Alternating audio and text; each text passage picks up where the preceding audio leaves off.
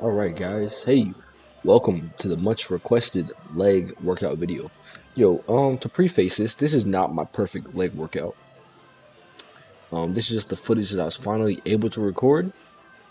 And I hope you guys enjoy the background video over my commentary. Um, so first of all, the way I would program leg training. Okay. Also, what you don't see in this video is my warm up, right?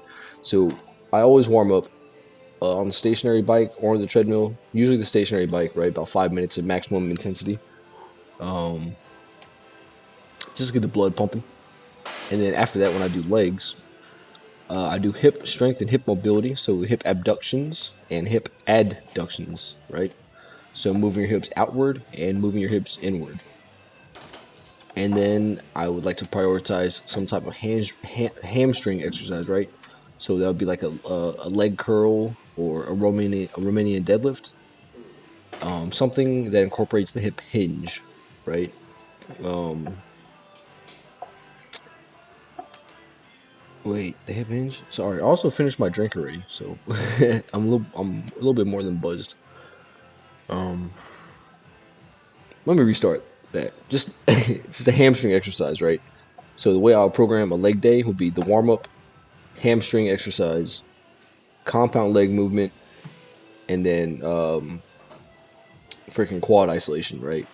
And then maybe calves at the end too. So just a couple exercises, right? Not me personally, not a lot, just because I don't need a lot. But little side note right here: as you watch me do my squats, watch my heels. Especially in that, I think that first set, my heel came up off the ground, so that means I don't have my weight distributed properly. So that means my chest should be a little bit more vertical to help distribute the weight evenly throughout my foot. Also, with the back squat or with squatting or legs, a compound leg movement in general, um, you want to make sure your knees are are staying straight throughout the movement, right? So you don't want to see your knees, you don't want to see your knees buckle in, and you can see my heels come up pretty clearly. Yeah, see heels coming up. So that means the weight is really more on my toes than distributed throughout my feet. And also with the knees, you can see my right knee especially has a tendency to buckle in. And that's because my hips are probably a lot weaker than what they should be, to be honest. Um, let's see. I think this is only 225. So once I get into a moderate weight that I'm going to use a belt for, then I go ahead, especially for squats, I'll go ahead and, oh wait, no, that was already 315. Oh, okay. Well, I go ahead and put a belt on just because it's a different feeling when you're squatting with a belt versus without. So I don't want to go from my warm up straight into the heavy weight without being accustomed to my belt, you know. Oh, yo, here's some extra footage of me hitting the bag right here. Check this out. So these combos.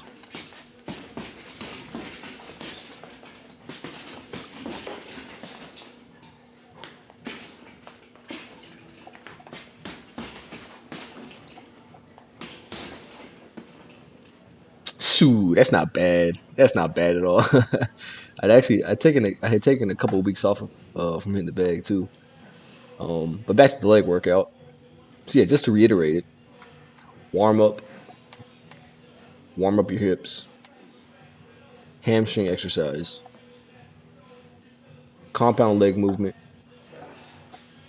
quad isolation, and then maybe calves if you really want to. But the reason I hit my hamstrings before I do the compound movement is that when I hit the hamstrings first, I find that I'm a lot stronger in my compound movement, and also I'm able to feel it in my hamstrings a lot more. Like when I'm doing these back squats, I can feel my glutes and my hamstrings being activated when I'm squatting. Like I said, watch my right knee. You see my right knee buckle in when I come up. Yep, there you just a little bit. But yeah, you don't want that. You don't want your knees to be moving in and out when you're coming up and down because that causes a torsion, torque or torsion.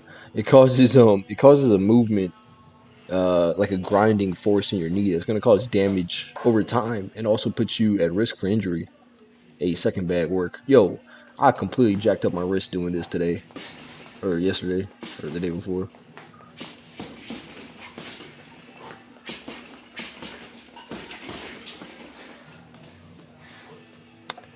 Not bad. I can't wait to join the boxing gym. I can't wait to join the boxing gym. Oh, I did hurt my wrist. I felt it there already. Son of a gun. Um, some kids were down there at the dumbbell rack, freaking watching me hit the bag. But yeah, I only got two exercises recorded for this. But I feel like the most important part is really the commentary, to be honest. But just, just the workout video gives you guys something to look at, I suppose.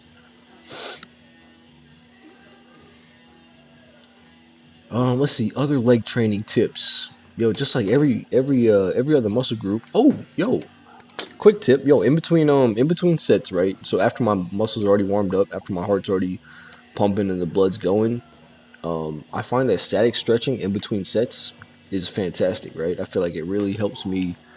Um, I feel like it helps my muscles to recover a little bit quicker in between the sets. Maybe that's just some bro science, but I'm not totally sure. Definitely not recommend static stretching before you get blood flow because that is definitely proven to increase injury. You see that right knee really came in on that last rep, and I freaking felt it. So I already got bad knees anyways. So yeah, guys. Yo, one last time to reiterate my perfect leg workout, right?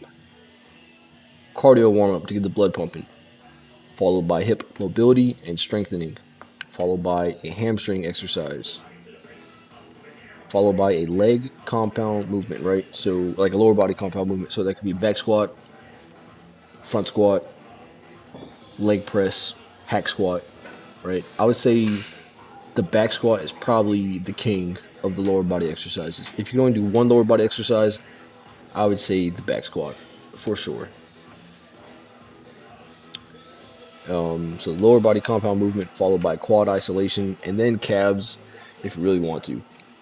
I really don't train calves though, so I think calves are really a lot to do with genetics. But you can always add, you can always improve upon what you have. Those shiny things that go along pretty much the length of my shin on the outside are are my scars from surgery. Yeah, tips from training legs.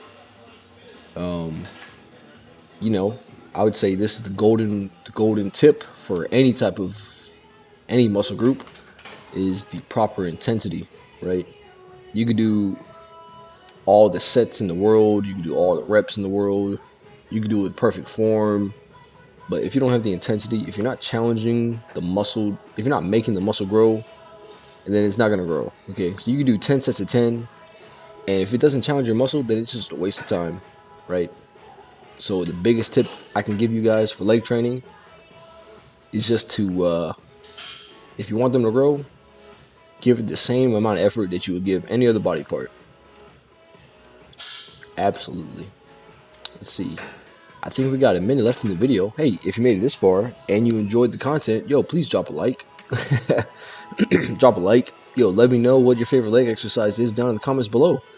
I'm trying to get my channel spread out a little bit, trying to grow my channel, and it's growing at a pretty nice rate. And thank you so much to everybody that likes and comments regularly. Yo, to be honest, seeing comments from you guys really makes my day. It makes my day to see the notification pop up on my phone and say, "Hey, someone watched my video, someone listened to the content, and they had something to say about it," and it's freaking awesome. Yeah, thank you so much. I'm just gonna go and end it here. You can just enjoy the rest of the video. Thanks so much for watching, and I'll catch y'all in the next one.